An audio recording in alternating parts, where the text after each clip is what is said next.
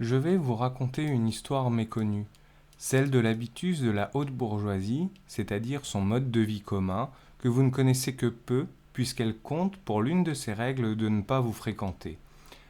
Vous ne pouvez dès lors pas vraiment vous rendre compte de la violence qu'ils ont vécue durant toute leur vie, bien cachée derrière les hauts murs des grandes propriétés et des châteaux. Cette violence qui les amène à ce qu'ils sont et qui explique, sans le justifier cependant, comment ils deviennent eux-mêmes des bourreaux. Avant d'être ces bourreaux, ils ont été des victimes même s'ils ne le conscientisent pas. Pour éclaircir les modalités des relations sociales entre la haute bourgeoisie et le reste de la population, l'une sera résumée par la lettre A, les autres par la lettre B. Tout commence par une enfance gâchée. La famille A reçoit du monde à la maison. La petite A doit aller chez le tailleur afin de faire bonne impression.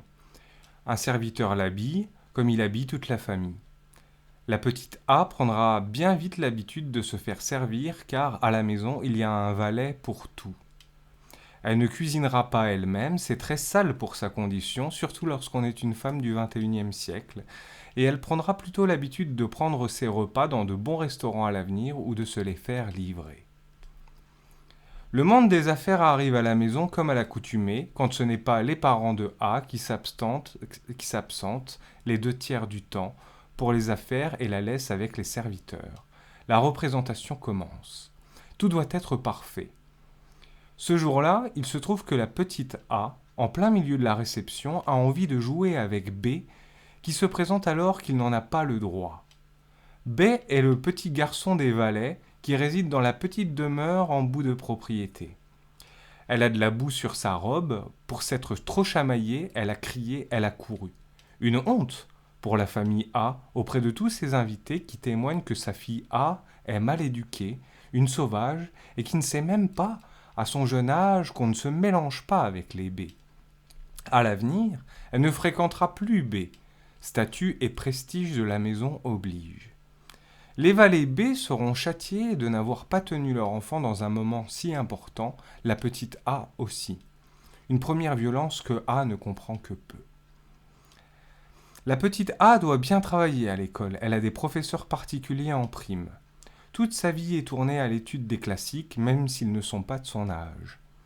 Elle regarde parfois le petit B jouer dans le jardin et découvrir la vie, les animaux, les plantes pendant qu'elle étudie. Ce qui est pour l'instant de la tristesse de ne pas pouvoir profiter de son âge, d'avoir les copains qu'elle veut, cette sensation d'être emprisonnée dans un déterminisme de classe, se retournera, quand elle sera plus grande, en mépris à l'égard des viles conditions B, qui ne faisaient que jouer dans la boue, une seconde violence. Car en effet, la petite A a un destin tout tracé. Elle ira dans tel collège, tel lycée et telle grande école. Elle n'a pas le choix. Elle n'aura pas d'autre choix non plus que de trouver un mari dans les familles de classe A. Si elle s'en écartait par amour, elle déshonorerait toute la lignée, en plus de lui nuire économiquement par un mauvais mariage. Mais la petite A, à force d'apprentissage, apprendra à n'aimer que les siens et à dénigrer tous les autres. Troisième violence. La famille A a des valeurs intangibles. La richesse, le prestige, la lignée, le pouvoir. Ils ont appris à aimer cette condition sans trop la remettre en question, c'est traditionnel. La petite A doit reconduire ses valeurs, sans quoi son comportement sera vécu comme une traîtrise. La petite A n'a de vie que celle qui lui est permise par des codes sur lesquels elle n'a pas son mot à dire. Quatrième violence. La petite A grandit. Elle n'a vu du monde que ce qui lui était autorisé de voir, que ce qui était digne du prestige de sa famille. Elle n'écoutera pas de rap mais du Chopin. Elle n'ira pas à un concert de rock mais à l'opéra. Elle ne jouera pas de batterie mais du piano. Et elle apprendra à force de conditionnement à aimer ce qu'il faut aimer culturellement pour être respectée dans la petite société de cour. Ces goûts culturels ne lui appartiennent pas. Ils doivent être ceux de sa classe et non pas d'une classe sociale inférieure si elle veut être respectée et non moquée. La petite A est riche en argent, mais miséreuse dans sa condition humaine, enfermée. Elle ne peut rien choisir, tout est déjà tracé pour elle. Les billets verts n'achètent pas la diversité des relations humaines. Les habitants lambda, elle ne les comprend pas dans leurs réflexions, leurs pratiques, leurs habitudes. Leur brusquerie les rend intempestifs, dangereux, vulgaires, et ils font peur. Leur langage frontal est loin des ornements hypocrites que l'on utilise à la cour pour se faire passer des messages insidieux. C'est une prisonnière de sa bonne étoile. Elle le ressent bien, comme une violence, mais elle ne saurait l'objectiver, n'ayant pas d'autre élément de comparaison que ce qu'elle connaît, et tout ce qu'elle connaît, c'est ce qu'on lui a permis de connaître. Et tout ce qu'elle connaît, c'est ce que sa classe sociale lui a délimité par avance, par instinct de conservation. 5e violence. Cependant, il y a une contrepartie. Dans les écoles privées successives où elle se rend, d'autres ont moins de doutes et sont heureux de leurs conditions. Et les professeurs, les nombreux Laurent Alexandre qui lui enseignent, ne cessent de lui rappeler tout au long de sa scolarité, même si elle n'est objectivement pas beaucoup plus avancée que n'importe quel autre enfant au monde, qu'elle est l'élite de la nation, que le monde tiendra bientôt sur ses épaules, que le reste, tous les baies qu'elle entrevoit parfois en marchant dans la rue, sont des nuisibles qui ne valent rien, et qu'elle est tout. L'orgueil adolescent de la petite A se raffermit, et sa misère est quelque peu dissoute, dans les flatteries propagandaires qui abondent d'adultes en apparence diversifiés de caractère, mais qui, dans les faits, ne sont fédérés que parce qu'ils appartiennent à sa propre classe sociale. 6e violence. L'homogénéité sans relief, l'autosatisfaction suffisante. Une estime qui ne tient que par quelques cailloux jaunes qui brillent et qui font, aux yeux des siens, toute leur différence en humanité et en valeur. Au fond, ils sentent bien le leur, mais s'ils perdent cette caillasse, ils perdent tout. Il faut protéger la petite A de tous les B. La liberté, la sauvagerie, le manque d'éducation de tous ces B sont un danger pour son parcours et son avenir. Les parents de A ne connaissent pas plus les B que ça, mais de l'étranger, c'est ce qui se dit partout autour d'eux. La petite A doit les gouverner un jour, leur apporter la lumière, mais ne surtout pas les fréquenter de peur qu'elle en soit souillée, ou peut-être pire encore, séduite. Il faut à tout prix l'éviter, ne pas sortir du rang, de peur que toute l'histoire mythique qui gravite autour de sa classe sociale ne s'effondre et la fasse entrer en cruelle dépression. 7e violence. La petite A est grande, elle a fait des voyages dans de grands hôtels pendant des mois parce qu'elle en a les moyens. Elle croit rattraper 25 ans de coupure sociale avec un voyage de 3 mois au Mexique. Son père l'a placée dans son entreprise au retour. On cultive le réseau social, c'est le principe même des réceptions.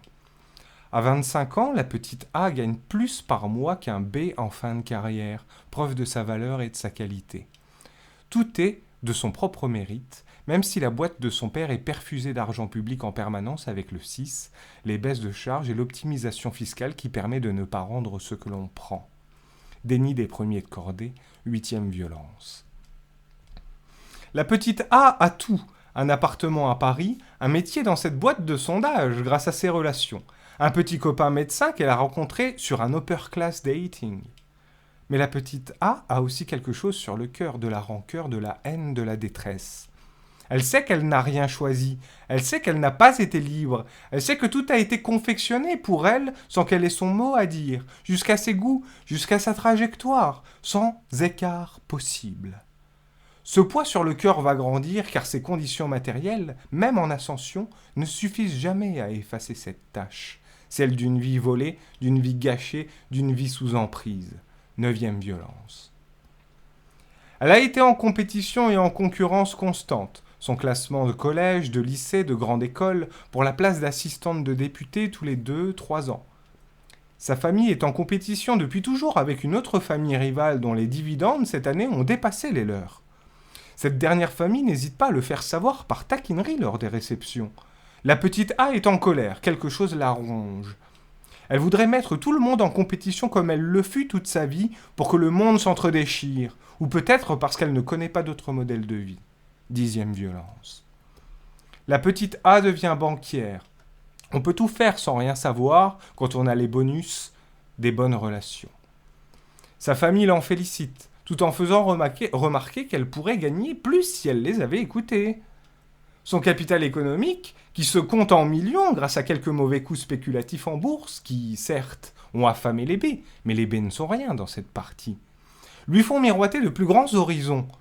L'argent est insuffisant s'il n'est pas accompagné du pouvoir sur autrui, et surtout sur ce petit B de jeunesse, qui s'amusait, inconscient et libre, tandis qu'elle était cloîtrée. C'est l'heure de lui rendre des comptes, et à travers lui, à tous les autres étrangers B qui sont vraisemblablement comme lui. 11e violence. Ainsi, une vie de riche peut être des plus misérables. On y grandit dans l'isolement du monde, au point de ne pas connaître le prix d'un pain au chocolat, n'est-ce pas, Jean-François? Et avec la contrainte de reproduire à l'identique, en prisonnière, les mêmes schémas qui valent depuis le XIVe siècle, souvent sans s'en apercevoir, par conditionnement conformiste.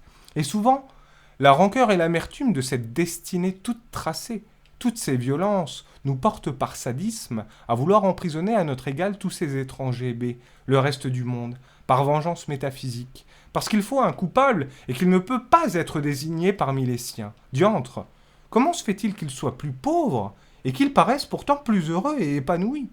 Sans doute la bêtise les rassasie-t-il. De là, la violence et la cruauté d'une vie bourgeoise, ces illusions de papier-monnaie, de titres et de prestige qui font toute sa valeur, mais dont chacun sait que la valeur est toute relative et ne comble pas les fossés de l'âme meurtrie par l'incarcération dorée. Cela se transforme en violence, d'État, cruelle et vengeresse, contre le reste des humains qui n'ont rien demandé et n'ont jamais pris part dans cette construction de classe déviante. Et pourtant, instinct grégaire, il faut que quelqu'un paye. Et ce sera ceux qu'on nous aura appris à mépriser et à haïr, sans jamais les fréquenter ni les connaître, les B. Et ce sera tous ceux sur lesquels on a du pouvoir parce que la famille nous en a dotés. Et ce sera tous ceux et toutes celles qui ne partagent pas notre culture, car ne pas partager notre culture est forcément un tort.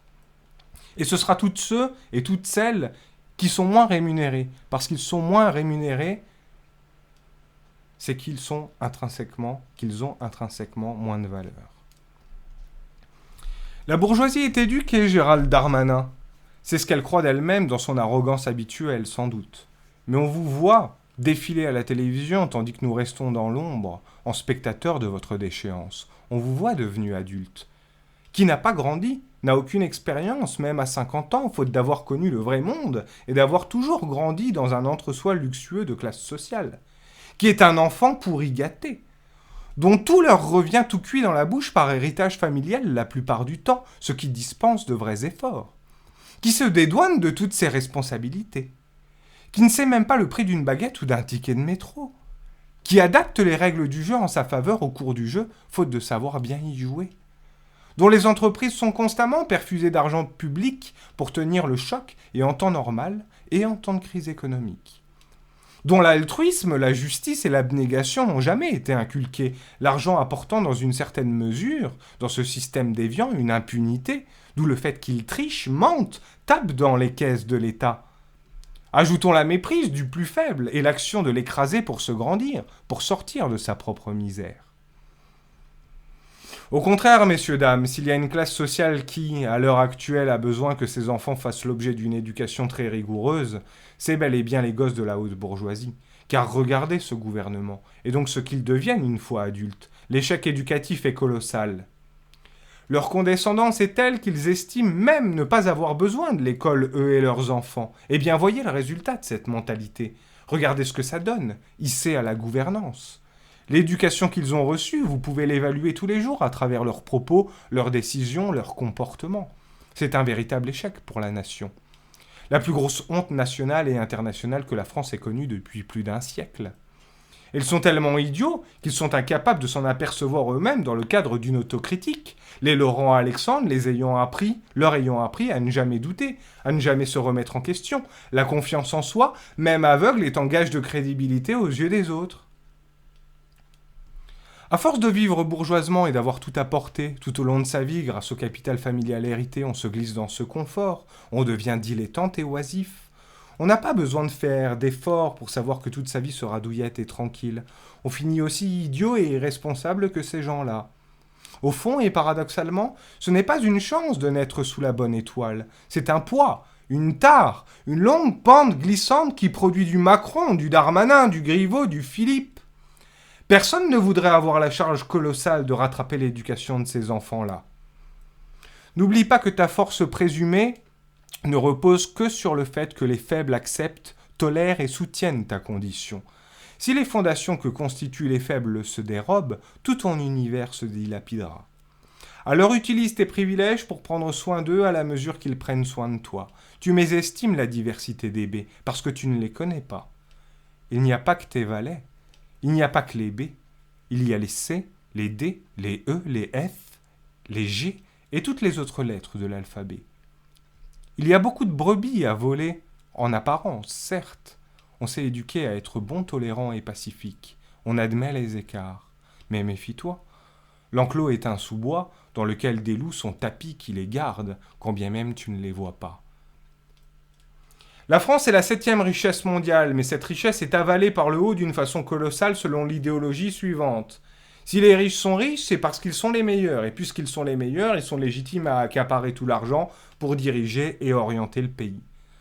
Voilà l'idéologie macroniste résumée en une phrase, la plus pitoyable des philosophies. La vérité ?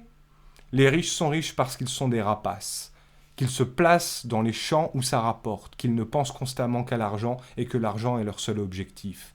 Ils passent leur vie à faire de l'argent avec de l'argent et, jamais contents d'en avoir assez, s'organisent pour piller celui des travailleurs et celui de l'État, en allant, dans leur cupidité sans borne, à les priver des ressources les plus essentielles. De là s'ensuit que nos infirmiers se protègent en temps de crise avec des sacs poubelles. Non pas des masques, non pas de masques, non pas de matériel. Loin d'être les meilleurs, les ultra-riches sont au contraire atteints d'une véritable pathologie clinique en ce qui concerne l'amassage de l'argent. Un jour, je vous l'assure, ce sera reconnu comme tel, comme une maladie mentale que j'appellerai pour ma part le syndrome du dragon, parce qu'ils ont plus d'or qu'il n'en faut pour 1000 vies et dorment dessus aux dépens de toute la société. Comme ils n'ont pas d'autre talent que monter des plans pour amasser toujours plus d'argent, ce qui est une obsession névrotique chez eux, ils se font miroiter à eux-mêmes que le fait d'avoir beaucoup d'argent signe leur supériorité humaine. Un leurre, bien cultivé dans l'entre-soi bourgeois, entre copains, dans les clubs et les réunions de riches. Cette illusion double leur pathologie clinique qui s'épanouit dans un asile composé des mêmes malades et les font entrer dans un cercle vicieux et meurtrier pour la société entière. Ils sont tout simplement des parasites sociaux et tellement bêtes qu'ils veulent sucer le sang de l'animal qui les héberge jusqu'au point de le tuer. Le pire, son hypocrisie infecte. Sachant qu'il pêche au fond de son cœur et qu'il est coupable de tous les manques, il va aller offrir 1, 2, 5 millions de masques, ce qui aura représenté 0,005% de sa fortune, non point pour aider, mais pour se déculpabiliser et se payer une bonne conscience, une image de samaritain aux yeux de ses proches, et pouvoir mieux dormir le soir. En ce sens, le virus est au corps humain ce que l'ultra-riche est à la société. Un virus qui peut être mortel pour tout le monde si on le laisse prospérer et qu'on ne le traite pas cliniquement. Je le redis, méfie-toi, l'enclos est un sous-bois dans lequel des loups sont tapis qui gardent les brebis quand bien même tu ne les vois pas. Je te le dis, guéris-toi, redistribue aux agneaux dans le besoin, où les loups feront de toi, au bon endroit et au bon moment, leur appât. Ta richesse devient pathologique, or les meutes s'attaquent, de façon stratégique, aux animaux atteints de maladies chroniques.